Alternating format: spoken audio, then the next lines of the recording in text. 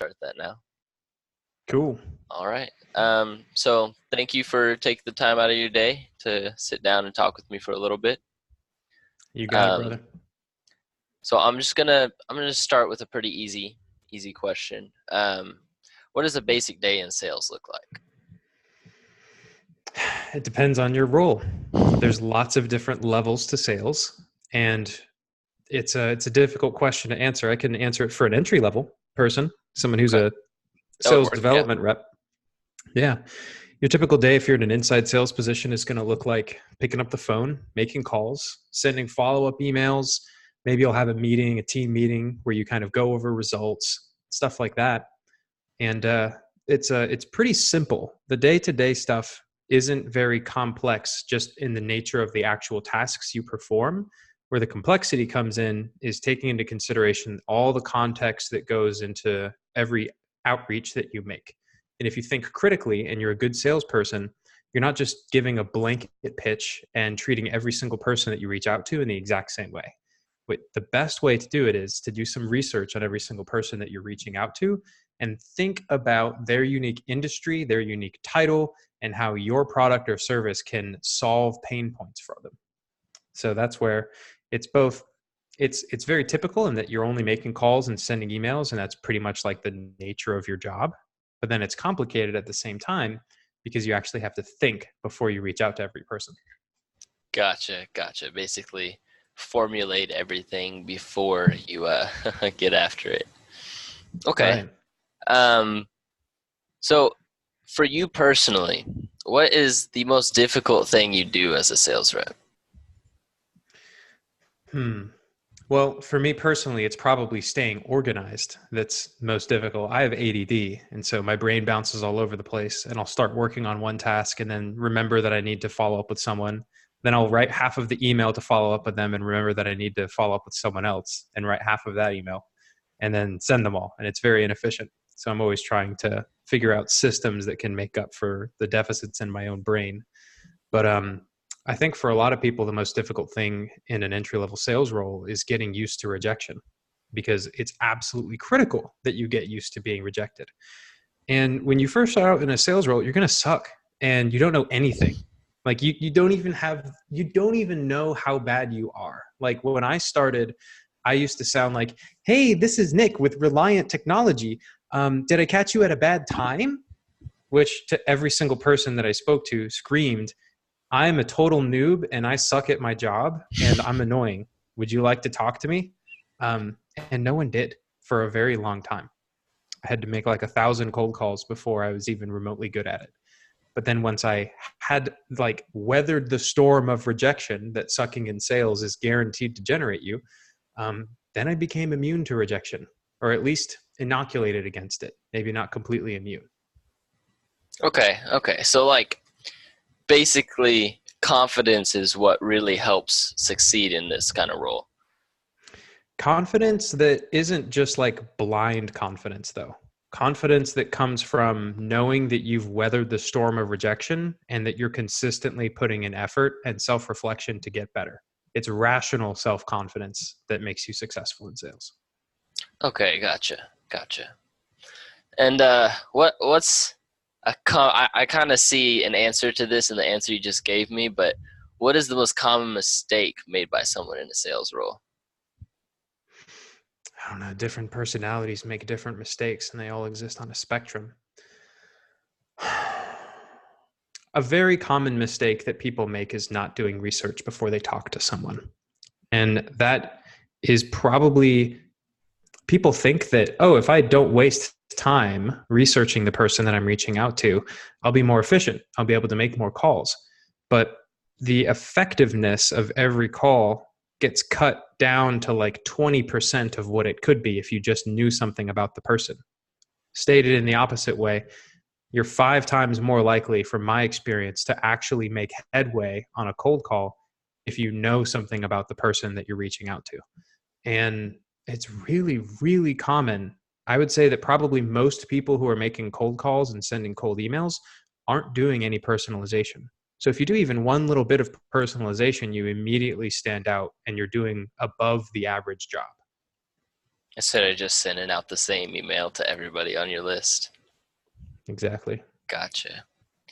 Um, and I know this is probably in no way am I expecting you to give me an exact statistic, but in your experience, what's the ratio between success and failure? Hmm.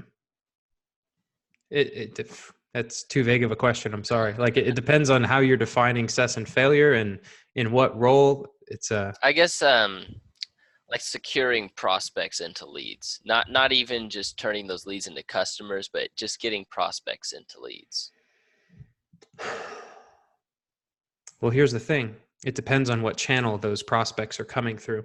There's some companies that have really good, rock solid marketing departments that create such an abundance of signups that a salesperson job becomes, I have to comb through the 1,000 signups for our product today and figure out which people are the most valuable for me to reach out to.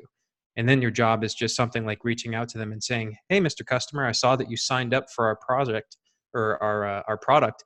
What is it that you're looking to solve with it? Like, why did you sign up in the first place? How can we help you? Do you want a demo, et cetera, et cetera?" That's a very easy job. It's much, much easier to be an inbound sales rep. And your success rate to scheduling a demo should be at least like 20%. Like 1 in 5 people that you call, you should be able to close for a demo. And then 1 in 4 people that you get on a demo, you should be able to close into a sale. So then it just becomes a very easy numbers game. And those numbers will fluctuate by probably 5 to 20%, depending on, how big the ticket of the item is, et cetera, et cetera. But if you're doing outbound sales, the success rate is actually much lower and it's much more difficult unless you're very, very good. Um, so when you're cold calling 100 people, depending on what industry you're in the IT industry, you can expect 3 or 4 people to pick up. It's very low, just to pick up. And then your job is to get your conversion rate of someone picking up the phone and actually answering your qualifying questions and either setting up a demo or agreeing to look at a quote. And you might be lucky if you can get like 20 to 25% of those people to actually convert over to the next step in the sales cycle. But then in other industries, like I know someone who they call like college professors, and college professors are totally not busy, like way more often than people who are IT directors at Fortune 1000 companies. And so they get like 40% of people to pick up the phone. And then their job is way easier. So it really just depends on so many factors. But in principle, it'll depend on the kind of people that you're reaching out to and how busy they are. And then it'll depend on whether or not you're in an outbound sales role or you're in an inbound sales role. Inbound sales is way easier. Okay, gotcha. It's like fishing in different ponds.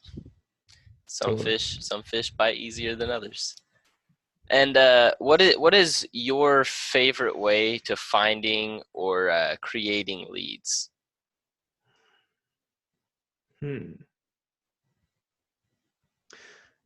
I think that the most fun way to do it is to leverage some piece of information that you find out about them that's kind of cool online. Like I remember this one guy, he got featured in a blog post that was written by, I think it was Nutanix, which is a hyper-converged data center infrastructure company. Most people don't know what that means. Just all the crap in the data center into one system. Boom, it's really great. New technology.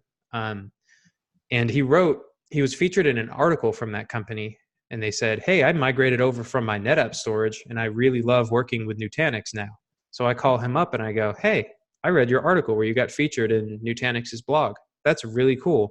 I wanted to offer to buy your old NetApp systems since you just decommissioned them last month." And he was like, "Okay, well, thank you very much for the compliment. And yes, please send me a quote. What information do you need?" And just like that, I created an opportunity for the brokerage team to buy back and flip or resell his old systems. So it's really fun when you can find some kind of like specific intel on someone online and then use that to have a sales conversation with them and turn them into an opportunity. Turning nothing into something. Like it. Yeah. Okay, and so whenever you're cold emailing, how important is connectivity? making the customer feel like you're trying to connect specifically with them instead of like you said, it just being that robot response every time. Well, it depends again. And I don't mean to be annoying by saying it depends to every single question. It just literally depends. Nothing's set in Um, stone. Nothing set in stone, man. You're free to create and figure out any kind of strategy that works. So the company I worked for, Reliant Technology, built their business up to 10 million in revenue a year by sending completely unpersonalized mass email blasts. And that was a successful strategy. And then they got blacklisted. They got spam blocked by everyone in the world with a Barracuda firewall. And that was super bad. That cost the company millions of dollars. So maybe you can do something like that in 2019, 2020. It's probably not going to work, probably not going to be a good idea. I have found from my own experience and the experience of other people that personalizing an email is pretty much required to get a response rate that's like higher than 1 or 2%. And the more effort that you put into it, surprisingly, not necessarily the greater return. So SalesLoft did a whole platform-wide study. And SalesLoft is a tool that enables people to send out hundreds and hundreds of emails per day and track all the statistics of open rates and reply rates and stuff like that. And what they found is that if you personalize an email with just like one sentence, it achieves about 80% of the same increase in reply rate as personalizing the entire email.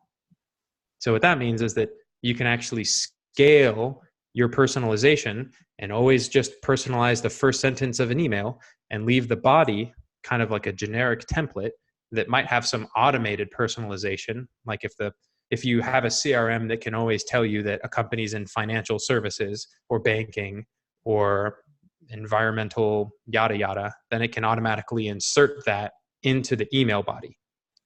So there's tons of cool customization that you can do in an automated way like that too. But yeah, you're best off usually just personalizing a little bit of the email, usually on the front end, which is what people see in the preview screen of their browser, and then leaving the rest of it just completely automated. And then another huge thing that salespeople absolutely need to do is automate the follow-up process. Meaning, if you send an email and it gets a 1% response rate, which is fairly common, and then your next step is to send a completely separate email and a completely separate email, you really look like a spam bot. But if you reply to the same email in the same thread, and your next email is something like, "Hey Bob, did you see this question mark?" It really feels like a real human, and you can automate that. So we found that that is like way, way, way more successful of a strategy than just sending one email at a time. So something you just said really piqued my interest. You're talking a lot about algorithms and just pre-coding things to complete certain tasks. Where do you come in on that? Like, do you just push that off to a technical team? Do you come up with the ideas and just send it down the line, or do you kind of walk it through? Yeah, great question. It depends on the company that you're working for. If you're a solopreneur, you have to set up all that yourself, which requires kind of a technical aptitude.